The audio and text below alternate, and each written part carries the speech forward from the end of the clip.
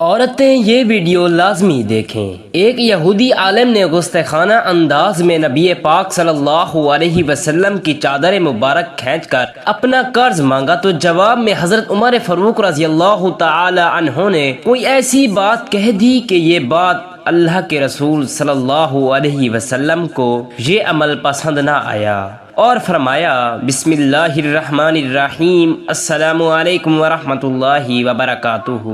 محترم ناظرین، حضرت عمر بن خطاب رضی اللہ تعالی عنہ سے روایت ہے، وہ فرماتے ہیں ایک دن ہم نبی پاک صلی اللہ علیہ وسلم کے پاس بیٹھے ہوئے تھے کہ اچانک ایک شخص حاضر ہوا جس کے کپڑے انتہائی سفید اور بال بہت سیاہ تھے، اس پر سفر کے کوئی آثار نہیں تھے اور ہم میں سے کوئی اسے پہچانتا بھی نہیں تھا۔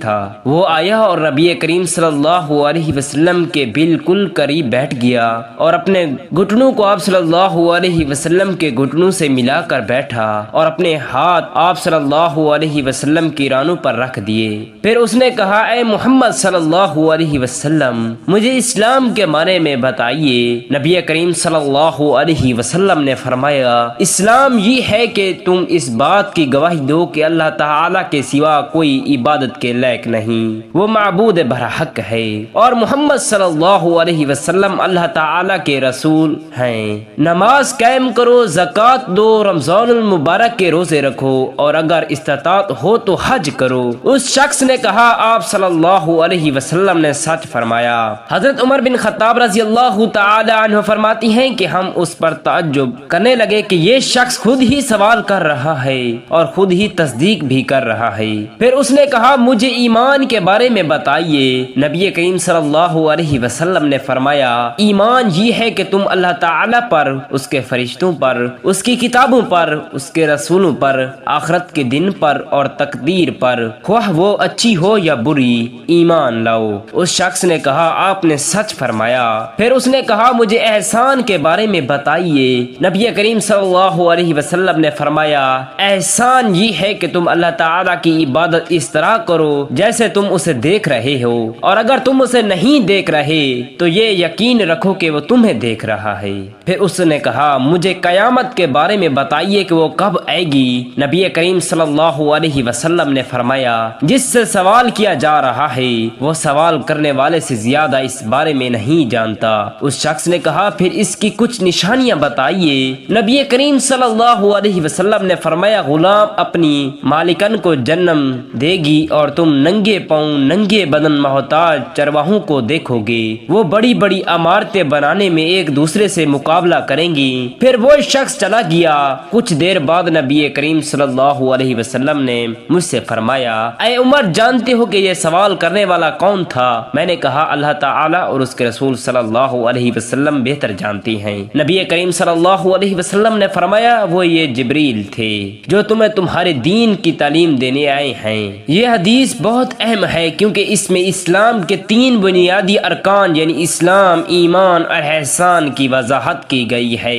اس کے ساتھ ساتھ قیامت کی علامات اور اس کی آمد کے بارے میں بھی کچھ اشارے دیے گئے ہیں۔ اسلام کے ارکان، پہلا سوال اسلام کے بارے میں کیا گیا جس میں نبی کریم صلی اللہ علیہ وسلم نے 5 بنیادی ارکان کی وضاحت کی۔ شہادتیں، کلمہ طیبہ، اللہ تعالی کے سوا کوئی معبود نہیں اور محمد صلی اللہ علیہ وسلم اللہ کے رسول ہیں۔ نماز قائم کرنا، یہ اسلام کا سب سے اہم عمل ہے جو روزانہ کی بنیاد پر انسان کو اللہ تعالی سے جوڑتا ہے۔ زکوٰۃ دینا، یہ مال کی پاکیزگی اور غریبوں کی مدد کے لیے فرض کیا گیا ہے۔ رمضان کے روزے رکھنا، یہ صبر اور تقوی کی تربیت کا ذریعہ ہے۔ حج کرنا، جو شخص استطاعت رکھتا ہو اس پر زندگی میں ایک مرتبہ حج فرض ہے۔ ایمان کے ارکان، ایمان کے بارے میں پوچھے گئے سوال پر نبی کریم صلی اللہ علیہ وسلم نے 6 بنیادی باتیں بیان فرمائیں۔ اللہ تعالی پر ایمان، سب سے اہم ایمان اللہ تعالی کی وحدانیت اور اس کے وجود پر یقین رکھنا۔ فرشتوں پر ایمان، یہ اللہ تعالی کے نیک بندی ہیں جو اس کے حکم سے مختلف کام انجام دیتے ہیں۔ اللہ تعالی کی کتابوں پر ایمان، جن میں قرآن مجید اور پہلے نازل ہونے والی آسمانی کتابیں شامل ہیں۔ رسولوں پر ایمان، اللہ تعالی نے انسان کی ہدایت کے لیے مختلف ادوار میں رسول بھیجے۔ آخرت کے دن پر ایمان، انسان کو قیامت کے دن اپنے اعمال کا حساب دینا ہوگا۔ تقدیر پر ایمان، ہر چیز اللہ تعالی کے حکم سے ہوتی ہے، چاہے وہ اچھی ہو یا بری۔ احسان کی تشریح، احسان کا مطلب عبادت کو اعلیٰ درجے پر انجام دینا، جیسے بندہ اللہ تعالیٰ کو دیکھ رہا ہو۔ اگر وہ اللہ تعالیٰ کو نہیں دیکھ سکتا تو کم از کم یہ یقین رکھے کہ اللہ تعالیٰ اسے دیکھ رہا ہے۔ قیامت کی علامات، جب اس شخص نے قیامت کے وقت بارے میں پوچھا تو نبی کریم صلی اللہ علیہ وسلم نے فرمایا کہ قیامت کا وقت صرف اللہ تعالیٰ جانتا ہے، البتہ اس کی کچھ علامات بتائیں، جیسے کہ غلام اپنی مالکن کو جنم دے گی۔ یہ ایک اشارہ ہے کہ قیامت سے پہلے حالات بدل جائیں گے اور غیر معمولی واقعات رونما ہوں گے۔ چرواہے بڑی عمارتیں بنائیں گے، وہ لوگ جو پہلے مفلسی اور غربت میں زندگی گزارتے تھے وہ مالدار ہو جائیں گے اور بڑی بڑی عمارتیں بنانے میں ایک دوسرے سے مقابلہ کریں گے۔ رسول اللہ صلی اللہ علیہ وسلم کی زندگی میں بہت سے واقعات ایسی ہیں جو ہماری رہنمائی اور تربیت کا سبب بنتے ہیں۔ آپ صلی اللہ علیہ وسلم کی سیرت کا ہر پہلو دنیا کے لیے ایک مثال ہے، خصوصاً خصوص آپ کا صبر و تحمل اور لوگوں کے ساتھ حسن سلوک۔ ایک ایسا واقعہ بھی موجود ہے جہاں ایک یہودی عالم نے رسول اللہ صلی اللہ علیہ وسلم کی چادر کھینچ کر آپ سے قرض کا تقاضا کیا۔ اس واقعے میں نبی کریم صلی اللہ علیہ وسلم کا طرز عمل، صحابہ کا رد عمل اور پھر اللہ تعالیٰ کا فرمان ہماری سیرت و کردار کی اصلاح کرتا ہے۔ واقعات کی تفصیل، ایک مرتبہ ایک یہودی عالم نے بازار میں آ کر رسول اللہ صلی اللہ علیہ وسلم کی چادر پکڑ کر اسے بری طرح کھینچا اور کہا، اے محمد میرا قرض واپس کرو۔ اس کا مقصد قرض کی جلد واپسی کا تقاضا تھا، لیکن اس نے اس عمل میں حد سے تجاوز کیا اور نبی پاک صلی اللہ علیہ وسلم کو جسمانی تکلیف پہنچائی۔ یہودی عالم کا یہ عمل بہت ہی غیر مذہب اور توہین آمیز تھا۔ جب حضرت عمر فاروق رضی اللہ تعالی عنہ نے یہ دیکھا تو ان سے رہا نہ کیا، وہ فوراً غصے میں آ گئے اور یہودی کو ڈانٹنا شروع ہو گئے۔ اگر تم نبی کریم صلی اللہ علیہ وسلم سے ایسے بات کرو گے تو تمہیں سزا دی جائے گی۔ حضرت عمر رضی اللہ تعالی عنہ کا یہ رد عمل ان کے رسول صلی اللہ علیہ وسلم سے محبت اور احترام کی نشانی تھا۔ رسول اللہ صلی اللہ علیہ وسلم کا صبر و تحمل۔ حضرت عمر فاروق رضی اللہ تعالی عنہ کے غصے کے جواب میں نبی کریم صلی اللہ علیہ وسلم نے فرمایا، اے عمر، تمہیں چاہیے تھا کہ تم مجھے نصیحت کرتے کہ میں قرض ادا کر دوں اور اسے نصیحت کرتے کہ وہ اچھے طریقے سے اپنا حق طلب کرے۔ پھر نبی کریم صلی اللہ علیہ وسلم نے حضرت عمر فاروق رضی اللہ تعالی عنہ کو حکم دیا کہ وہ یہودی کو اس کا حق دے دے اور اسے کچھ مزید بھی دیں تاکہ اس کے دل میں نرمی پیدا ہو۔ یہاں رسول اللہ صلی اللہ علیہ وسلم نے جس صبر و تحمل اور بردباری کا مظاہرہ کیا وہ اس بات کا ثبوت ہے کہ آپ ہر حال میں صبر اور معافی کو ترجیح دیتے تھے۔ آپ نے غصے کرنے کی بجائے معاملے کو احسن طریقے سے نمٹایا اور یہودی کے دل میں اسلام کے لیے نرمی پیدا کی۔ قرآن اور سنت کی روشنی میں قرآن مجید میں اللہ تعالی نے نبی کریم صلی اللہ علیہ وسلم کی کردار اور عظیم کردار ادا دیا اور بے شک آپ اخلاق کے اعلیٰ مرتبے پر ہیں۔ یہ آیت ہمیں یہ بتاتی ہے کہ نبی کریم صلی اللہ علیہ وسلم کی شخصیت میں اعلیٰ اخلاقی اقدار پائی جاتی تھی، جن میں صبر و تحمل اور معاف کر دینا نمایاں تھے۔ نبی کریم صلی اللہ علیہ وسلم کی سیرت میں بھی بارہا ایسے واقعات ملتے ہیں جہاں آپ نے سختیوں کے باوجود معافی اور نرمی کا مظاہرہ کیا۔ رسول اللہ صلی اللہ علیہ وسلم نے فرمایا، مضبوط انسان وہ نہیں جو لوگوں کو بچھاڑ دے، بلکہ مضبوط وہ ہے جو غصے کے وقت خود کو قابو میں رکھے۔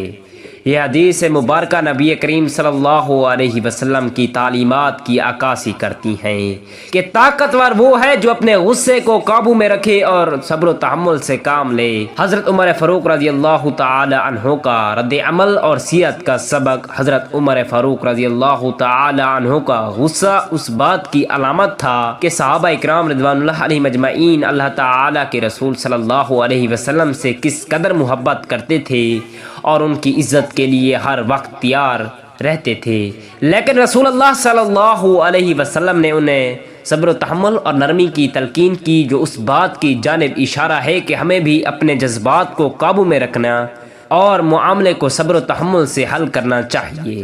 اس واقعے سے ہمیں یہ سبق ملتا ہے کہ انسان کو ہر حال میں بردباری اور صبر کا مظاہرہ کرنا چاہیے، خواہ مخواہ کوئی اس کے ساتھ کتنا ہی برا سلوک کیوں نہ کرے۔ یہودی عالم کا رویہ سخت تھا، لیکن نبی کریم صلی اللہ علیہ وسلم کی نرمی نے اس کے دل کو نرم کر دیا اور آخر کار اس نے اسلام قبول کر لیا، اور اللہ تعالیٰ کا یہ فرمان اور معافی کا رویہ، اللہ تعالیٰ نے قرآن مجید میں فرمایا، نیکی اور بدی برابر نہیں ہو سکتی، اور برائی کو بہترین طریقے سے دور کرو، پھر وہی شخص جو تمہارا دشمن تھا تمہارا گہرا دوست بن جائے گا۔ یہ آیات مبارکہ نبی کریم صلی اللہ علیہ وسلم کے اس واقعے کی وضاحت کرتی ہے۔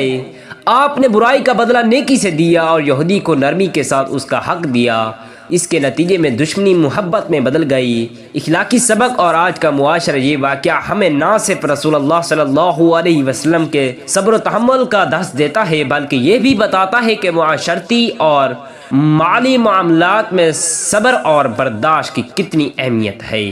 آج کے معاشرے میں بھی ہمیں یہ سیکھنے کی ضرورت ہے کہ ہم سخت حالات میں کیسے تحمل کا مظاہرہ کریں اور لوگوں کے ساتھ انصاف اور نرمی سے پیش آئیں۔ یہ بھی ایک سبق ہے کہ ہمیں دوسروں کی حقوق کا خیال رکھنا چاہیے اور ان سے معاملہ کرتے وقت نرمی اور ادب کا مظاہرہ کرنا چاہیے، جیسے کہ نبی کریم صلی اللہ علیہ وسلم نے کیا۔ معاشرتی اور معاشی انصاف کی ہمیں اہمیت آج بھی اتنی ہی زیادہ ہے جتنی کہ رسول اللہ صلی اللہ علیہ وسلم کے زمانے میں تھی۔ نتیجہ، نبی کریم صلی اللہ علیہ وسلم کا یہودی عالم کے ساتھ پیش آنے والا واقعہ ہمیں صبر اور تحمل اور معافی کی اہمیت کا درس دیتا ہے۔ اس واقعے میں رسول اللہ صلی اللہ علیہ وسلم نے ایک بہترین مثال قائم کی کہ انسان کو ہر حال میں تحمل کا مظاہرہ کرنا چاہیے اور لوگوں کے ساتھ حسن سلوک سے پیش آنا چاہیے۔ یہ سیرت نبوی کا ایک روشن پہلو ہے جو ہمیں آج بھی روشنی دکھاتا ہے کہ کیسے ہم اپنے معاملات کو نرمی اور صبر سے حل کر سکتے ہیں۔ اللہ تعالی ہم سب کو حضور صلی اللہ علیہ وسلم پر درود شریف پڑھنے کی قوت و طاقت عطا فرمائے اور ان کی سنت پر عمل پیرا ہونے کی توفیق عطا فرمائے۔ آمین ثم آمین۔ جزاک اللہ خیرا کثیرا۔